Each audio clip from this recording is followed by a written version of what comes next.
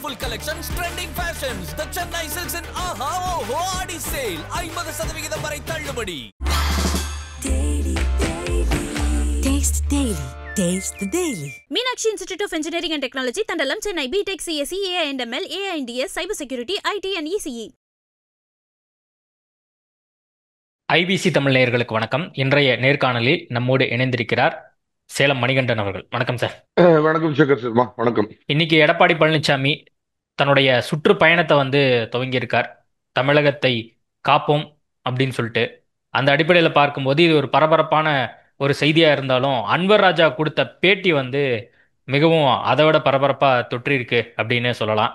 காரணம் என்ன அப்படிங்கிறது உங்களுக்கு நல்லா தெரிஞ்சிருக்கும். தமிழ்நாட்டில் பாஜக காலூன்றலாம் முடியாது அப்படின்னு சொல்லி அன்வர் ராஜா, அதுவும் அதிமுகவினுடைய அமைப்பு செயலாளராக இருக்காரு, அவரே சொல்லிட்டாரு அப்படின்னு சொல்லி ஒரு முக்கிய செய்தியா பார்க்கப்படுது. அண்மையில தான் கூட்டணியெல்லாம் அமைஞ்சுது, பாஜக அதிமுக கூட்டணி. இந்த மாதிரி சூழல்ல அவர் இந்த கருத்தை தெரிவிச்சிருக்கலாமா அப்படிங்கிற ஒரு பார்வை தான் எழுது. இன்னைக்கு காலையில மக்களை காப்போம் தமிழகத்தை மீட்போம் அப்படிங்கிற கோஷத்தோட புரட்சி தமிழர் மரியாதைக்குரிய பொதுச்செயலர் எடப்பாடி பழனிசாமி அவர்கள் தன்னுடைய சுற்றுப்பயணத்தை தொடங்கினாரு. காலையில 5 மணிக்கு சேலத்துல நெடுஞ்சாலை நகர் வீட்டுல இருந்து அவர் கிளம்பினாரு. அவரை வழி அனுப்பி வைக்கிறதுக்கு அந்த நிகழ்ச்சியில நானும் பங்கெடுத்திருந்தேன். அதுக்கப்புறம் இப்ப இந்த சுற்றுப்பயணம் இனிதே அவர் இன்னைக்கு ஆரம்பிச்சிருக்காரு. நிச்சயமா தமிழகம் ஒரு பெரிய மாற்றத்தை நோக்கி போகுது. அதற்கான முதற் புள்ளி எதிர்க்கட்சி தலைவர், நான் அடிக்கடி சொல்ற மாதிரி 7.5 இல்லாத 4.5 ஆண்டு நல்லாட்சி கொடுத்த எடப்பாடி பழனிசாமி வேண்டுமா, இல்ல 7.5 ஆட்சி கொடுத்து திராவிட மாடல் ஆட்சி வேண்டுமா அப்படின்னு மக்கள் அந்த 2026ல ஒற்றை விரலால் ஓங்கி எடுத்து ஒரு மாற்றத்தை ஏற்படுத்துறதுக்கு காத்துக்கிட்டு இருக்கிறாங்க. அதோடைய ஒரு முதற் படிதான் இன்னைக்கு திரு எடப்பாடி பழனிசாமி அவர்கள் இதை தொடங்கி இருக்கிறாரு. அதாவது திருஷ்டி பரிகாரம்னு ஏதாவது சொல்லுவாங்க, கேள்விப்பட்டிருப்பீங்க இந்த வார்த்தை. அந்த மாதிரி ஒரு பாஜகவும் அதிமுகவும் சேரவே மாட்டோம் அப்படின்னு சொல்லி, ஆனா இந்த திராவிட மாடல் ஆட்சியை அரபிக்கடலை தூக்கி எறியணும், தமிழகத்தை காப்பாத்தணுங்கிற ஒற்றை புள்ளி அடிப்படையில ஒவ்வொரு கட்சியோடைய கொள்கை அப்படிங்கிறது வேற அப்படிங்கிறது நல்லா தெரியும். ஆனா இந்த திராவிட மாடல் ஆட்சி வீட்டுக்கு அனுப்பணுங்கிற அடிப்படையில சேர்ந்தப்ப அன்வர் ராஜா மாதிரி ஒரு பொறுப்புள்ள மூத்த தலைவர்கள் இந்த மாதிரி கருத்து தெரிவிக்கிறது ரொம்ப ரொம்ப ரொம்ப ரொம்ப துரதிருஷ்டமான ஒரு விஷயம். இது அதை மீறி நான் ஒரு அதிமுக ஆதரவாளன், நாட்டுக்கு மோடி, ஸ்டேட்டுக்கு எடப்பாடி அப்படின்னு நான் தொடர்ந்து கூட்டணியில் இல்லாத காலத்துல கூட பேசிட்டு இருந்தவங்கிறப்ப என்னுடைய பார்வை துரதிருஷ்டம் அப்படிங்கறத காட்டிலும் இது ஒரு கண்டனத்துக்குரியது. அன்வர் ராஜா அவருக்குன்னு உள்ள ஏதோ பர்சனல் அஜெண்டாவை வச்சுக்கிட்டு ஒரு பேசுறாரா? ஏன்னா ஏற்கனவே அவர் இந்த கட்சிக்கு சம்பந்தம் இல்லாத கட்சியிலிருந்து வெளியேற்றப்பட்ட சசிகலாவுக்கு ஆதரவா பேசி இந்த கட்சியிலிருந்து வெளியேற்றப்பட்டவர் மீண்டும் இந்த கட்சியில சேர்த்து கொள்ளப்பட்டார். அப்படிங்கிறப்ப மீண்டும் ஒரு சர்ச்சைக்குரிய வகையில அது இன்னைக்கு ஒரு நல்ல நிகழ்ச்சி தொடங்குறப்ப அதுக்கு ஒரு கரும்புள்ளி வைக்கிற மாதிரி அவர் பேசியிருக்கிறார். அப்படிங்கிறதுல உள்நோக்கம் இருக்கிறதா தாங்க நான் கருதுறேன். உள்நோக்கம் இருக்கு, பர்சனல் அஜெண்டா இருக்கு அப்படின்லாம் நீங்க சொல்றீங்க. அப்பேற்பட்டவரை தானே மீண்டும் கட்சியில சேர்த்திருக்கிறீங்க. அதாவதுங்க, அவரோட சீனியாரிட்டின்னு ஒண்ணு இருக்குது கட்சியில. அவரு காலகாலமா அதிமுக பயணம் பண்ணிருக்காரு, நிறைய பொறுப்புகள் இருந்திருக்காரு. ஒரு சிறுபான்மை சமுதாயத்தை சேர்ந்தவர், அதிர்ந்து பேசாதவர், அவருக்குன்னு ஒரு பாணி அரசியல முன்னெடுக்கிறவர்னு அவருக்குன்னு ஒரு தனிப்பட்ட சில ப்ரொஃபைல் எல்லாம் இருக்கிறப்ப அவரே மனம் வருத்தம் தெரிவிச்சதுக்கு அப்புறம் அவர் கட்சியில சேர்த்து இருக்கிறார் திரு எடப்பாடி பழனிசாமி அப்படிங்கறத முதல்ல புரிஞ்சுக்குங்க. இதுல நான் அவர்கிட்ட ஒரே ஒரு வார்த்தையில ஒற்றை வரியில சொல்றேன், அதிமுகவில் நீங்கள் இருக்க விரும்பினால் அன்வர் ராஜாவாக இருங்கள். இல்ல அன்வர் பாயா இருக்கணும்னு நினைச்சீங்கன்னா SDPA இல்ல ஜவாஹிருல்லா வேற ஏதாவது மாதிரி மத அமைப்புகள்ல போய் சேர்ந்துக்கிட்டு ஜமாத்துல போய் உட்காந்துட்டு உங்க கருத்து பேசுங்க. ஒரு கூட்டணி அப்படின்னு அதை நோக்கி அதிமுக தொண்டர்களும் பாஜக தொண்டர்களும் இணைந்து இன்னைக்கு முதல் புள்ளியா திரு நயினார் நாகேந்திரனும் இன்னைக்கு இல்ல நாளைக்கு இந்த இதுல கலந்துக்கிறார் அப்படின்னு இருக்கிறப்ப இப்படி பேசுறார் அப்படின்னா அது உள்நோக்கம் இல்லாத, அது என்ன அப்படி யதார்த்தமா டங் ஸ்லிப் ஆயிடுச்சு, இல்ல என் அட்மின் ஏதாவது இதுல ட்விட்டர்ல போடுறதுனா கூட அட்மின் போட்டாரு அப்படின்னு சொல்லி இது பண்ணலாம். இவர் பேசுறாரு அப்படிங்கிறப்ப இது கட்சி கட்டுப்பாட்டை மீறிய செயல். தொடர்ந்து 2வது முறையா இதை அவர் செய்கிறார் அப்படிங்கிறப்பதான் அது உள்நோக்கம் இருக்குதுன்னு நான் கருதுறேங்க. நீங்க இந்த இடத்துல அன்வர் பாயா இருக்குன்னு நினைக்கிறீங்களா, அன்வர் ராஜாவா இருக்குன்னு நினைக்கிறீங்களா? அன்வர் ராஜானா நீங்க அதிமுக இருக்கக்கூடிய அதிமுக சாதி மதத்திற்கு அப்பாற்பட்ட கட்சி. அதிமுக விசுவாசி, அம்மாவின் விசுவாசி, புரட்சி தலைவரின் விசுவாசிங்கிறத தாண்டி தன்னுடைய மத அடையாளத்தை அந்த இடத்துல காட்டிக்கிறதுக்காக அவர் பேசியிருக்காருன்னு நினைக்கிறேன். ஏன்னா திரு அன்வர் ராஜா அவர்கள் மிக முக்கிய சீனியர், மூத்தவர், ஒரு பண்பாளர். நான் அதெல்லாம் இல்ல, அவருக்கு நான் சில கேள்விகள் வைக்கிறேன். பாஜக ஒருபோதும் தமிழகத்தில் எந்த விதத்திலையும் காலூன்ற முடியாதுன்னா முதல்ல பாஜகவோட போய் தேடி கூட்டணி வச்சது நம்ம புரட்சி தலைவி தானே. 1998ல போய் வாஜ்பாய் எங்களுடைய பிரதமர் வேட்பாளர், உங்கள் வேட்பாளர் யார் அப்படின்னு கேட்டு பாஜகனா வடநாட்டு பாரதிய ஜனதானா வடநாட்டு ஜிலேபி நினைச்சிட்டு இருந்தவங்க மத்தியில பாரதிய ஜனதாவை வெகுவா தமிழகத்துல எல்லா பக்கமும் நல்லா பிரபலப்படுத்தி அந்த அத்வானி பாஜக மன்னிக்கணும், அத்வானி வாஜ்பாய் தலைமையில் இருந்த பாஜகவோட கூட்டணி வச்சது அம்மா தானே. நடந்தது நடந்தையாவே இருக்கட்டும், நடக்க போவது நல்லதா இருக்கட்டுமே, நம்ம அப்படி பார்ப்போமே. இப்போ அன்வர் ராஜா என்ன சொல்றாரு, என்ன கேள்வின்னு பாருங்க. பாஜக கூட்டணி சேர்ந்ததால் சிறுபான்மை வாக்குகள் அதிமுகவுக்கு கிடைக்குமா அப்படின்னு கேள்வி கேட்கிறாங்க. பெரும்பாலும் கிடைக்காது, ஆனால் சிறுபான்மை சமுதாயத்தைச் சேர்ந்த அதிமுக கட்சி ஓட்டுகள் கண்டிப்பாக எங்களுக்கு கிடைக்கும் அப்படின்னு சொல்றாரு. அவர் இருக்கிற ஃபேக்ட் எல்லாம் சொல்றாரு, அவர் இல்லாத பொல்லாது எதுவுமே சொல்லியே. திருப்பதிக்கு போனா லட்டு கிடைக்கும், திருப்பதிக்கு போனா முடிகாணிக்கு கொடுப்பாங்க அப்படின்னு ஊர் உலகத்தையே தெரிஞ்ச உண்மை ஒரு சொல்றாரு. அம்மா அவர்கள் உயிரோடு இருந்த காலத்திலேயே சிறுபான்மை சமுதாயம் ஓட்டு, அதாவது அறுக்கிற ஆடு கசாப்பு கடைக்காரன் வளர்த்தவனை விட்டுட்டு கசாப்பு கடைக்காரனை தான் நம்பும் அப்படின்னு தமிழ்ல ஒரு பழமொழி சொல்லுவாங்க. அந்த மாதிரி என்ன காரணத்தினாலும் சிறுபான்மை சமுதாயத்தினர் பாத்தீங்கன்னா அம்மா அவர்கள் இருந்த காலத்திலேயே உதாரணத்துக்கு 100 ஓட்டு சிறுபான்மை சமுதாயம் ஓட்டு இருந்ததுன்னா அது பெரும்பகுதியா திமுக தான். ஒரு 60-70% அவங்க தான் அறுவடை பண்ணிட்டு இருந்தாங்க. ஒரு 30% வாக்குகள் தான் வந்தது. இது வராதுன்னு இவர் என்ன புதுசா கண்டுபிடிச்சு சொல்றாரு. காலகாலம், அதாவது இந்த இடத்துல நான் ஒரே ஒரு உதாரணம் சொல்றேன், புரிஞ்சுக்கங்க. இப்ப இவருக்கு சில இதெல்லாம் எதிர்த்தார், அதாவது பெண்கள் முத்தலாக்கு இதெல்லாம் அன்வர் ராஜா அவர்கள் எதிர்த்தாரு, நான் ஏத்துக்கிறேன். அதே சமயத்துல பாஜகவில் இருக்கிற வேலூர் இப்ராஹிம் அவர் அந்த இடத்துல தன்னை ஒரு முஸ்லீமா அடையாளப்படுத்திக்கல. நான் சொல்ற வித்தியாசம் நல்லா புரியுது நினைக்கிறேன். அவர் பிறப்பால் ஒரு முஸ்லீமா இருந்தாலும் தான் எந்த இயக்கத்தை சார்ந்து இருக்கிறோமோ அந்த கட்சியினுடைய கொள்கையை அவர் பிரதிபலிக்கிறார். ஆனா எல்லாத்துக்கும் சமமான ஒரு கட்சி அதிமுக இருந்துட்டு ஒரு முஸ்லீம் பிரமுகரா தன்னுடைய கொள்கையில இவர் சொல்றாரு. அப்ப கான்ட்ரடிக்ஷன் உங்களுக்கு தெரியுதா? உங்களுக்கு நான் தான் சொல்றேன், அம்மா அவர்கள் தான் முதல்ல கூட்டணி வச்சாங்க. அதற்கப்புறம் கருணாநிதியும் கூட்டணி வச்சு 4 எம்எல்ஏக்களை சட்டமன்றத்துல கொடுத்தாங்க. அம்மா காலத்துல கூட்டணி வச்சப்பதான் என்னுடைய நினைவு சரியா இருந்ததுன்னா திரு சிபி ராதாகிருஷ்ணன் மரியாதைக்குரிய இன்னைக்கு மகாராஷ்டிரா ஆளுநர்கள் தமிழகத்திலேயே அதிக ஓட்டு வாங்கி ஜெயிச்சாரு. பொன் ராதாகிருஷ்ணன் ஜெயிச்சாரு. அன்னைக்கு உதகமண்டலத்துல பாத்தீங்கன்னா மாஸ்டர் மாதன் இவங்க எல்லாம் ஜெயிச்சாங்க. இனி நான் ஒருபோதும் பாஜகவோடு கூட்டணி வைக்க மாட்டேன், பெரிய தவறை செய்து விட்டேன் அதன் பின்னாடி அறிவிச்சம்மா 2004 திரும்ப அதே பாஜகவோட கூட்டணி வச்சாங்களே. அப்ப அம்மாவுக்கே எதிர்கருத்து இவர் சொல்றாரா? சார், அரசியல்ல எதிரியை வீழ்த்துவதுதான். என்னைக்கு 67ல மூதறிஞர் ராஜாஜி கர்ம வீரர் காமராஜர்னு ஒரு பெற்றெடுத்த தங்கத்தை விட்டுட்டு தன்னுடைய அரசியல் காழ்ப்புணர்ச்சிக்காக போய் எதிர்பக்கம் நின்றுகிட்டு பிராமண எல்லாம் பூணுல பிடிச்சுக்கிட்டு திமுக ஓட்டு போடுங்க தப்பு இல்லைன்னு கேட்டாரோ, அதே மாதிரி கொஞ்சம் கூட பொருத்தம் இல்லாத காமராஜர் பக்கம் ஈவேரா நின்றுட்டு பச்சை தமிழன், சிவப்பு தமிழன், வெள்ளத்தமிழன், காமராஜுக்கு ஓட்டு போடுங்கன்னு இவரு அண்ணாதுரை மேலையும் கருணாநிதி மேலையும் இருந்த கசப்புணர்ச்சிக்காக எதிர்த்தரப்பு பக்கம் கேட்டாரோ, அன்னைக்கே தமிழக அரசியல்ல கொள்கை கூட்டணின்னு ஒண்ணு கிடையாது. தேர்தலில் வெற்றி பெறறதுக்கு எல்லாரும் அந்தந்த நேரத்துல பார்த்து எடுக்கக்கூடியதுதான் கூட்டணி அப்படிங்கிறது.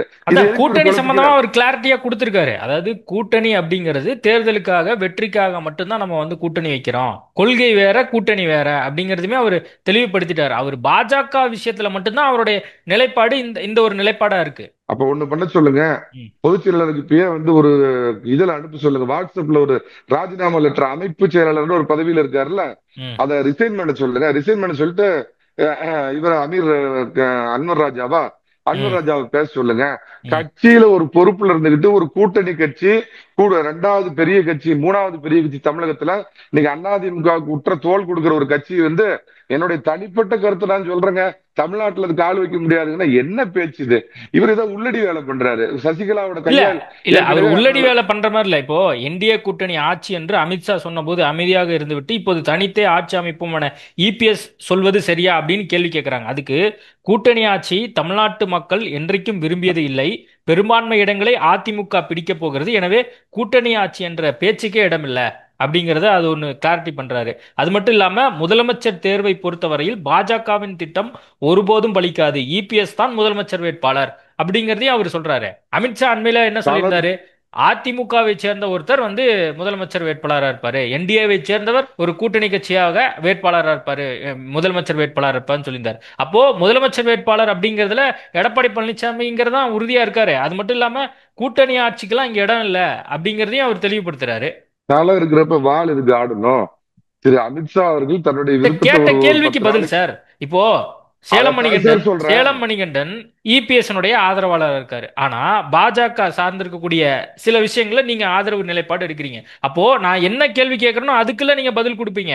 அப்ப அது மாதிரி அன்வர் ராஜாட்ட என்ன கேள்வி கேட்கப்படுதோ அதுக்கான பதிலை கொடுத்திருக்காரு. கூட்டணி தர்மம்னு ஒண்ணு இருக்குது இல்லைங்க, இடம் பொருள் ஏவல்னு ஒண்ணு இருக்குது. எங்க இருந்துகிட்டு எப்ப எந்த கருத்தை பேசணும் அப்படின்னு ஒண்ணு இருக்குது. ஏன்னா அதுதான், அதனாலதான் சொல்றேன், தலை இருக்கிறப்ப வால் எதுக்கு ஆடுது. அமித்ஷா அவர்கள் தன்னுடைய விருப்பத்தை தெரியப்படுத்தினார் ஒரு 10 நாளைக்கு முன்னாடி கூட்டணி மந்திரி சபை. அதுக்கு முன்னாடி ஒரு ஆம்பிகுட்டி இருந்ததுங்க, நான் ஒத்துக்கிறேன். அவர் சொன்னது வந்து கூட்டணி மந்திரி சபைன்னு சொன்னாரா, கூட்டணி ஆட்சின்னு சொன்னாரா அப்படிங்கிறது. ஆனா தெளிவா வந்து அந்த மந்திரி சபையில் நாங்களும் இடம்பெறுவோம்னு சொன்ன உடனே தமிழக என்டிஏ கூட்டணி கட்சியினுடைய தலைவர் திரு எடப்பாடி பழனிசாமி மிக தெளிவா சொல்லிட்டார். என் தலைமையில் அதிமுக தனி பெரும்பான்மையுடன் ஆட்சி அமைக்கும், தனியாக ஆட்சி அமைக்கும் சொல்லிட்டார். மேட்டர் முடிஞ்சது. அதுக்கப்புறம் திரு அமித்ஷா அவர்கள், மரியாதைக்குரிய அமித்ஷா, ஏதாவது பதில் பேசினாரா, இல்ல அதுக்கு பதில் அறிக்கை ஏதாவது விட்டாரா, ஏதாவது லாவணி பாடினாரா? அப்ப அந்த கேள்வி நீங்க தவிர்த்துட்டு போகணும். அந்த பக்கம் இப்படித்தானே ஒருத்தர் பேசி இந்த கூட்டணிக்கு எடுத்தாரு, அண்ணாமலைன்னு ஒருத்தர் பேசுறப்ப இங்க தையோ தீயோன்னு குறிச்சோம்ல நம்ம. அண்ணாமலை இந்த மாதிரி பேசுனப்ப நாம அதுக்கு எவ்வளவு ரியாக்ட் பண்ணோம். இப்போ ஒரு சுமூகமா போயிட்டு இருக்கிறப்ப நம்ம தேசிய திராவிட மாப்பிள்ளை நயினார் நாகேந்திரன் வந்ததுக்கு அப்புறம் இந்த கூட்டணி ஜெல்லாகி ஒரு சுமூகமா போயிட்டு இருக்கிறப்ப உங்களை யார் சார், நீங்க அமைப்பு செயலாளர் 53 பேர் இருக்கிறாங்க அதிமுக, 63 அமைப்பு செயலாளர்கள், நீங்க ஒரு அமைப்பு செயலாளர். உங்க உயரம் தெரிஞ்சு பேசுங்க. ஏற்கனவே சசிகலாவுக்கு டப்பிங் கொடுத்தானே கட்சி விட்டு வெளியேற்றப்பட்டீங்க. இப்ப என்ன நீங்க எலெக்ஷன் எப்ப பேசுறீங்கன்னா, நீங்க நான் தான் கேக்குறேன், அன்வர் ராஜாவா அன்வர் பாயா? உங்க மதத்தை காட்டுறீங்க. நீங்க உங்க பாஜக மேல வன்மம் இருக்குதுன்னா அதிமுக இருந்து ரிசைன் பண்ணிட்டு போய் ஜமாத்துல உட்காந்து நீங்க வேணா ஜவஹர்லாவோட சேர்த்துக்கிட்டு குரல் கொடுங்க. அதிமுக இருந்து இந்த கூட்டணி குளிவிரிக்கிற வேலையை பண்ணாதீங்க. அதை பண்ணலாமா? பொறுப்புள்ள ஒரு தலைவரா இருந்தா எப்படி சார் கூட்டணியில இருந்துட்டு ஒரு கட்சியை நம்ம வந்து விமர்சனம் பண்ண முடியும்? அண்ணாமலை விமர்சனம் பண்ணப்ப நாம எல்லாம் இதே அண்ணாமலை நான் வந்து ஒருபடி கீழே இறங்கி அடிச்சிருக்கிறேன். ஏன்னா அண்ணாமலை வந்து தமிழகத்துல பண்றது சரியில்லாத அரசியல். உங்க வைரம் தெரிஞ்சுட்டு பண்ண, நீ நல்ல ஐபிஎஸ் ஆபீசரா இருக்கலாம், நீ நல்ல அரசியல்வாதி கிடையாதுன்னு பேசிக்கிறப்ப இந்த கூட்டணியை கெடுக்கிற நோக்கம் யாரோ இவர் பின்னாடி இருந்து இயக்குறாங்க, இவருக்கு கதவசம் எழுதி தராங்க. ஒரு எடப்பாடி பழனிசாமி அவர்கள் இன்னைக்கு ஆரம்பிக்கிறப்ப அதுக்கு ஒரு கரும்புள்ளி வைக்கிற மாதிரி இந்த மாதிரி பேசுறதுக்கு நீங்க ஒண்ணு அதிமுக 2ஆம் கட்ட பெரும் தலைவர்லாம் கிடையாது. நீங்க ஒரு 3வது 4வது லெவல்ல இருக்கிறவர். நான் கேட்கிறேன், அம்மா இதே இருந்து பாஜகவோட கூட்டணி வச்சிருந்தா என்னுடைய தனிப்பட்ட கருத்துன்னு பேசுவார். உங்க நிலைமை என்ன இருக்கும்? உங்க நிலைமை என்ன இருக்கும்? எடப்பாடி பழனிசாமி ஏதோ ஒரு கீழ்மட்டத்துல இருந்து சாதாரண கிளை செயலாளர் இருந்து ஒரு உச்ச பொறுப்புல வந்திருக்கிறார் அப்படின்னா என்ன இது மரத்துல கூர்த்திட்டி பாக்குறீங்களா? பொதுச் செயலாளர்னு வந்தா பொதுச் செயலாளர் அம்மாவா இருந்தாலும் சரி, புரட்சி தலைவரா இருந்தாலும் சரி, புரட்சி தமிழரா இருந்தாலும் சரி, பொதுச் செயலாளருங்கிற பதவிக்கு வந்துட்டு அது போற்றுதலுக்குரிய பதவி, வணங்குதலுக்குரிய பதவி, கேள்விக்கு அப்பாற்பட்ட பதவி. இதுதான் அதிமுக தொண்டருடைய அடிநாதம். அப்படிங்கிறப்ப இவர் வேணும்னே இந்த நேரத்துல அவர் அநேகமா ஏதோ ஒரு பிளான் பண்ணிட்டு அவர் பண்றாரு. சசிகலாவுக்காக பண்றாரா இல்ல திமுகவுக்காக பண்றாரா? அவர் ஒரு நம்பகத்தன்மையற்ற தலைவர். ஏற்கனவே சசிகலாவுக்கு டப்பிங் வாய்ஸ் கொடுத்து தூக்கி எறியப்பட்ட அவரோட பின்புலத்தை சேர்த்து பாருங்க. கேட்கிற கேள்விக்கு உங்களுக்கு பதில் தெரியும், கூட்டி கழிச்சு பாருங்க, கணக்கு சரியா வரும். பாஜக அதிமுக கூட்டணியை அமித்ஷா அறிவித்து 3 மாதங்கள் ஆகியும் இரு கட்சிகளுக்கு இன்னும் ஒருங்கிணைப்பு ஏற்படுத்ததாக தெரியவில்லை அப்படின்னு கேக்குறாங்க. தமிழ்நாட்டை பொறுத்தவரை கூட்டணி தலைமை தாங்க போவது அதிமுக தான், கூட்டணி தலைமை இபிஎஸ் தான், இதில் எந்த மாற்று கருத்தும் இடமில்லை. இதை பாஜக ஏற்கவில்லை என்றால் இரு கட்சிகளுக்குமான ஒருங்கிணைப்பு சாத்தியமில்லை அப்படிங்கிறார்.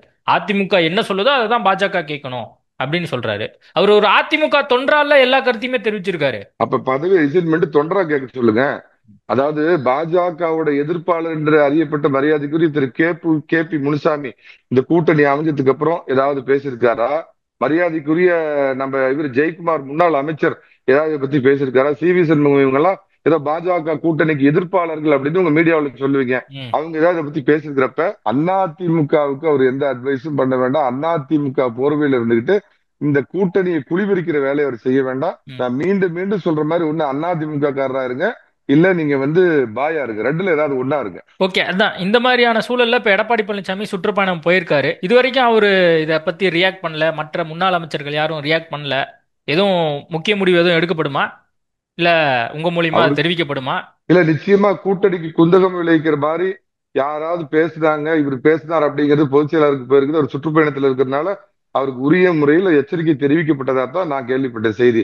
நீங்க இதை பத்தி எல்லாம் பேசக்கூடாது, கூட்டணியை பத்தி யாருமே 2ஆம் நிலை தலைவர்கள் பேசக்கூடாது, கூட்டணிக்கு குந்தகம் வர்ற மாதிரியும் பேசக்கூடாதுன்னு பொதுச் செயலாளர் சொன்னதுக்கு அப்புறமும் இவர் தாந்தோன்றித்தனமா உள்ள ஒரு ஹிடன் அஜெண்டா வச்சுக்கிட்டு இவர் பேசுனதுனால அவருக்கு உரிய எச்சரிக்கை போயிருக்கிறதா நான் நினைக்கிறேன். இது தொடர்ந்துச்சுன்னா நிச்சயமா அவர் மேல உரிய நடவடிக்கை எடுப்பாங்க அப்படின்னு நான் நம்புறேங்க. ஓகே சார், தற்போதைய நேர்காணலுக்கு மிக்க நன்றி. நன்றிங்க. பிபிசி தமிழோசை மாதிரி ஒரு சார்பு இல்லாம எல்லாருக்கும் செய்தி கொண்டு போய் சேர்த்துற ஐபிசிக்கு நன்றி. Colorful collections, trending fashions. The Chennai Silks in Aha Oho Adi Sale. 50% வரை தள்ளுபடி. Taste Daily. Taste the Daily. Meenakshi Institute of Engineering and Technology, Tandalam, Chennai, BTech, CSE, AI&ML, AI&DS, Cybersecurity, IT and ECE.